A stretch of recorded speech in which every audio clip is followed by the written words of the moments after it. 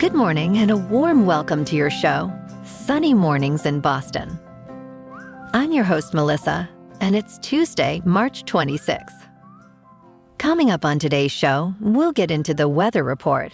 Then we'll jump into some local news and a few interesting happenings in business, tech, and entertainment.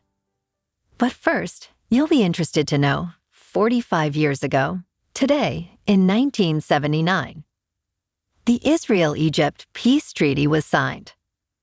Beginning at the Camp David Accords in 1978, under President Carter, Egyptian President Sadat, and Israeli Prime Minister Begin, resulted in the first peace treaty between Israel and Egypt.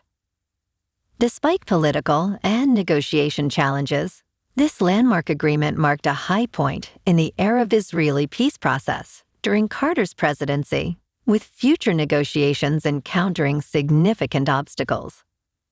So now you know. And now you know what time it is. It's time for the weather report. And now you know what time it is. It's time for the weather report.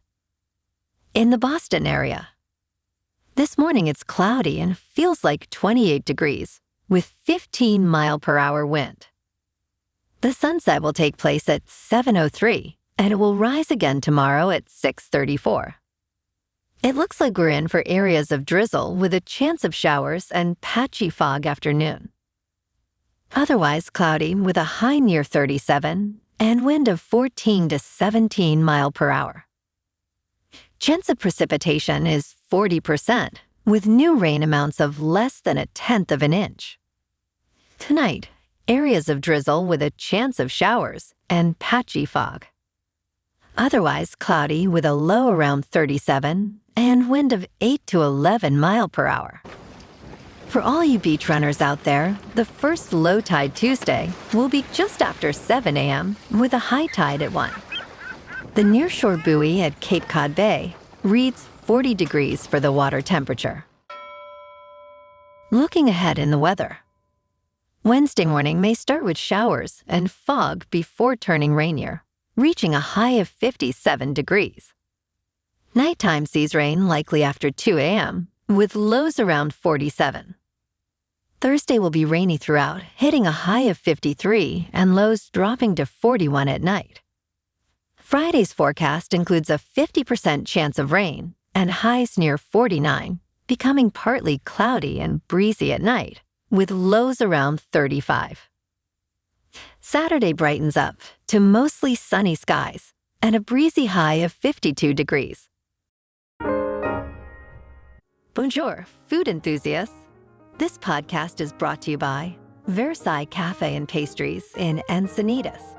Nestled on El Camino Real South, just north of Encinitas Boulevard, this cafe is a haven for culinary delights. Indulge in their amazing Eggs Benedict or their gluten-free crepes. You can grab a panini for lunch or just breeze on through to get your morning coffee. They are open every day from 8 to 5. So stop on by and don't forget to tell them Sunny Morning sent you.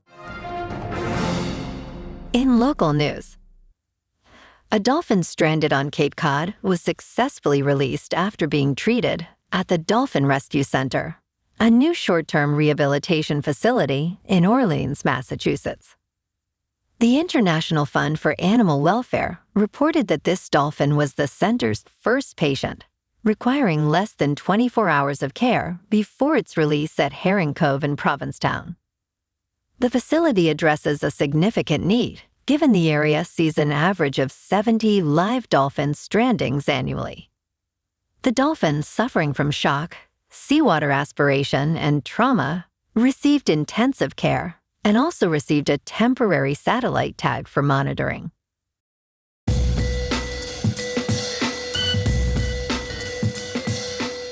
Now on to sports. The Connecticut men's basketball team advanced to the Sweet 16, dominating Northwestern with a 75-58 win. Their quest for back-to-back national titles continues as they face San Diego State next. UConn's impressive streak includes 29 non-conference wins by double digits, showcasing their dominance. Despite a poor three-point shooting performance, they dominated inside, with key players Tristan Newton, Cam Spencer, and Donovan Clingan leading the scoring. Clingan notably achieved a 14-14 double-double with 8 blocks. UConn's comprehensive strategy has them poised for potential championship success, reminiscent of Florida's back-to-back titles in 2006 and 2007. Last night in local sports, the Celtics on the road lost to the Hawks 120-118. And tonight, the Bruins are on the road in Florida to skate with the Panthers. In top news, targeting belly fat specifically for weight loss is largely a myth. Our bodies decide where to store and lose fat based on factors beyond our control, such as genetics and biological sex. Although visceral fat, which accumulates around the abdomen, poses health risks, the strategies to reduce it aren't localized, but rather impact the whole body. Weight loss through a calorie deficit and regular exercise, including high-intensity interval training, can reduce overall body fat, including abdominal fat. However, no diet or exercise plan can promise to target belly fat exclusively. The variability in body fat distribution is natural and largely predetermined, making generalized weight loss the most effective approach. In business news, the US Treasury market, the world's largest financial market, is expanding rapidly, raising concerns among investors about potential instability. With annual US Treasury issuance nearly doubling since the pandemic, the market grew to $27 trillion by 2023. This growth is driven by the government's need to finance deficits through bond issuance, amidst expectations of continued government spending increases. The market's expansion and regulatory changes could pose challenges, including potential cash shortages similar to those in 2019 and 2020. The shift towards more short-term debt and the changing landscape of Treasury buyers, including reduced bank purchases due to regulatory constraints, are notable trends. Despite these challenges, demand for Treasuries remains strong, partly due to limited alternatives in the bond market. The role of foreign investors, especially from Japan, remains significant, though changing global financial conditions could affect their participation. In crypto movement, Bitcoin is now over $70,000. Ethereum is at $3,600. And Solana is nearing $200. Moving on to a more local vibe. In our community spotlight on health and wellness, we are working with a national Pilates studio to bring you some free classes, so listen up.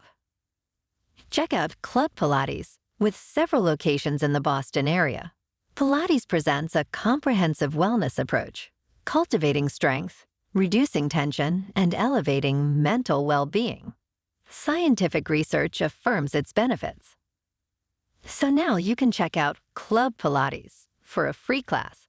With locations in Canton, Wellesley, Hingham, Brookline, and Framingham, just be sure to tell them Sunny Mornings sent you by.